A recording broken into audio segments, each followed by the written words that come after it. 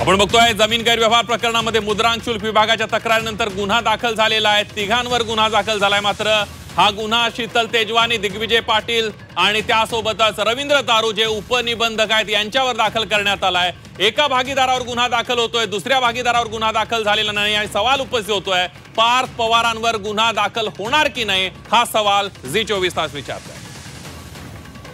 आत्ताच्या घटकेला 99% शेअर्स जे आहेत ते पार्थ पवारचे आहेत। याच्यात येणारा नफा पार्थ पवारला मिळतोय। जे सही करणारे आणि लिहून देणारे, लिहून घेणारे आहेत त्यांच्यामध्ये पार्थ पवार नाहीये। ताबडतोब तुम्ही यांच्यावर कारवाई करा, केली नाही तर हे जे अधिकारी आहेत ना, पोलीस अधिकारी, त्यांच्या विरुद्ध सुद्धा ऍक्शनची मी डिमांड करणार आहे। पार्थ पवारांना नेमकं कशामुळे वाचवलं जाते याचं उत्तर आता डिपार्टमेंटने द्यायला हवं। मूळ आरोपी त्याला वाचवण्याचा प्रयत्न या ठिकाणी असल्याचं दिसतोय।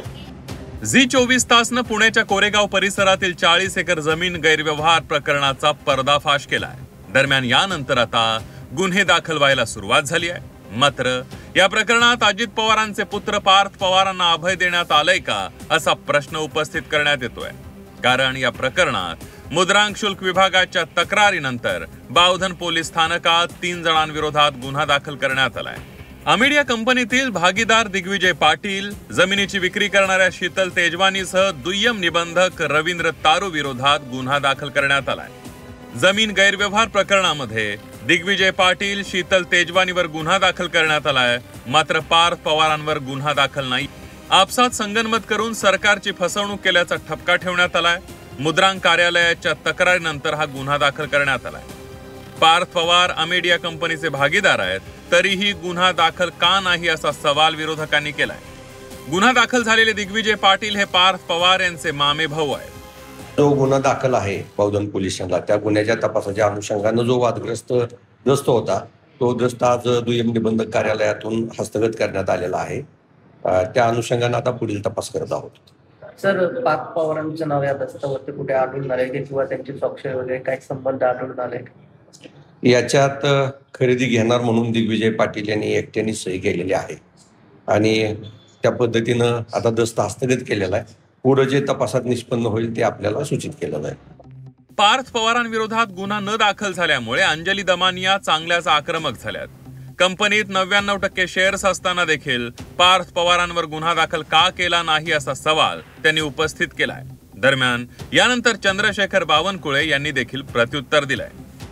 पार्थ पवारवर FIR मध्ये कुठल्याही प्रकारे काहीही त्याच्यावर ठपका सोडा नाव सुद्धा नाहीये आणि खरं तर ह्या पार्टनरशिप कंपनीमध्ये, पार्टनरशिप फर्म मध्ये आत्ताच्या घटकेला 99% शेअर्स जे आहेत ते पार्थ पवारचे आहेत। याच्यात येणारा नफा पार्थ पवारला मिळतोय। याच्यात येणारा पगार, सगळ्यात जास्त पगार हा पार्थ पवारला जातोय। आणि याच्यात आपल्याला एक लोकांना समजून देऊया आपण की ही LLP म्हणजे काय, तर लिमिटेड लायबिलिटी पार्टनरशिप आणि प्रायव्हेट लिमिटेड कंपनी, या 2 गोष्टी आपण ROC खाली रजिस्टर करू शकतो। प्राथमिक चौकशीमध्ये जे रजिस्टर कार्यालयामध्ये जे सही करणारे आणि लिहून देणारे, लिहून घेणारे आहेत त्यांच्यामध्ये पार्थ पवार नाहीये। ज्या कंपनीचे कोण कोण भागीदार हा कंपनीचा नियम वेगळा आहे, पण ऍक्च्युअली नोंदणी करताना रजिस्टर समोर कोण कोण गेले होते त्याचे नाव आमच्याकडे जे आहेत आमच्या डॉक्युमेंटवर, लिहून देणारा कोण, लिहून घेणारा कोण, चुकीची रजिस्टर करणारा कोण, त्यांच्यावर गुन्हे दाखल केले। तर दुसरीकडे गुन्हा दाखल न केल्यास पोलिसांविरोधात ऍक्शन घेणार असल्याचा इशारा देखील अंजली दमानिया यांनी दिलाय। मात्र या प्रकरणात समिती नेमली असून ती समिती 7 दिवसात आपला अहवाल देणार आहे। त्यामुळे समितीच्या अहवालानंतरच पुढली कारवाई करणार असल्याचं महसूल मंत्री चंद्रशेखर बावनकुळेंनी म्हटलंय। 24 तास आपण वाट बघू, पार्थ पवारचं नाव घालण्यात येईल अशी माहिती दिली आहे, पण मला बिलकुल भरोसा वाटत नाहीये। तर ह्या कंपनीचे जेवढे पेपर्स आहेत ते सगळे मी त्या पोलीस स्टेशनला पाठवणार आहे आणि हीच डिमांड करणार आहे की ताबडतोब तुम्ही यांच्यावर कारवाई करा, केली नाही तर हे जे अधिकारी आहेत ना, पोलीस अधिकारी, त्यांच्या विरुद्ध सुद्धा ऍक्शनची मी डिमांड करणार आहे। कारण त्यांना सगळी माहिती देऊन जर त्यांनी कारवाई केली नाही तर हे नक्कीच चुकीचं आहे। प्राथमिक चौकशीत आम्हाला जे दोषी वाटले त्यावर निलंबनाची कारवाई FIR केली आहे आता सखोल चौकशी आमचे एसीएस महसूल खारगे करतायत. तर खारगे समितीचा रिपोर्ट आला की मग त्या सखोल चौकशीत त्या कंपनीचे डायरेक्टर कोण आहेत, प्राथमिक चौकशीमध्ये जे जे नोंदणी करण्याच्या वेळी स्टॅम्पवर जे काही कंपनीची नोंदणी झाली वगैरे वगैरे ते आढळल्यात त्यांना आम्ही कारवाई केलेली आहे. पण पुढच्या टप्प्यात समितीचा रिपोर्ट आला पुढची कारवाई. दरम्यान ज्या स्टॅम्प ड्युटी प्रकरणावरून हा गुन्हा दाखल करण्यात आलाय, हे प्रकरण काय आहे एक नजर टाकूया. 22 एप्रिल 2025 रोजी अमेडिया कंपनीनं IT पार्क उभारण्याचा ठराव केला. ठरावावर पार्थ अजित पवार आणि दिग्विजय अमरसिंह पाटील यांच्या सह्या आहेत. यानंतर अमेडिया कंपनीची फाईल उद्योग संचालनालयामध्ये पाठवण्यात आली. अवघ्या 2 दिवसात 24 एप्रिलला उद्योग संचालनालयानं स्टॅम्प ड्युटी माफी मंजुरीची मोहर उमटवली. 300 कोटींची जमीन खरेदी करताना अवघी 500 रुपयांची स्टॅम्प ड्युटी भरण्यात आली.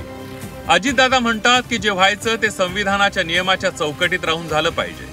तर मग पार्थ पवारांवर गुन्हा दाखल का झाला नाही असा खोचक सवाल सुषमा अंधारे यांनी केला.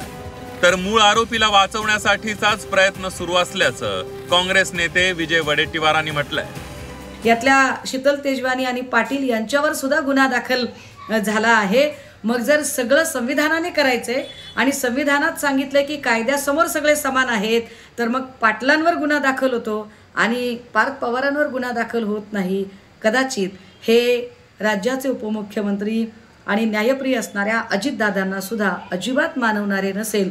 त्यामुळे पार्थ पवारांना नेमकं कशामुळे वाचवलं जाते याचं उत्तर आता डिपार्टमेंटने द्यायला हवं. अमेडिया नावाची जी कंपनी आहे, या अमेडिया कंपनीमध्ये पार्थ पवार आणि दिग्विजय सिंह पाटील हे दोघेही पार्टनर आहेत. या LLP मध्ये दोघांच्याही सह्या आहेत. ही LLP आहे त्याची, या दोघांच्याही सह्या याच्यावर आहेत. आणि हे असताना जे गुन्हे दाखल झाले ते दिग्विजय पाटील, सब रजिस्ट्रार तारू आणि शीतल तेजवानी या तिघावर हे सगळे गुन्हे दाखल झाले. मूळ आरोपी त्याला वाचवण्याचा प्रयत्न या ठिकाणी असल्याचं दिसतोय. झी 24 दाखवलेल्या बातमीनंतर राजकारणात खळबळ उडाली आहे. मुख्यमंत्र्यांनी चौकशीचे आदेश दिले असून कारवाईला देखील वेग आलाय. मुद्रांक शुल्क विभागाच्या तक्रारीनंतर गुन्हा देखील दाखल करण्यात आलाय. मात्र पार्थ पवारांवर गुन्हा का दाखल झाला नाही यावरून राजकारण तापलंय. पार्थ पवारांवर गुन्हा दाखल करण्याची मागणी आता विरोधकांकडून करण्यात आली आहे. ब्युरो रिपोर्ट, झी 24 तास.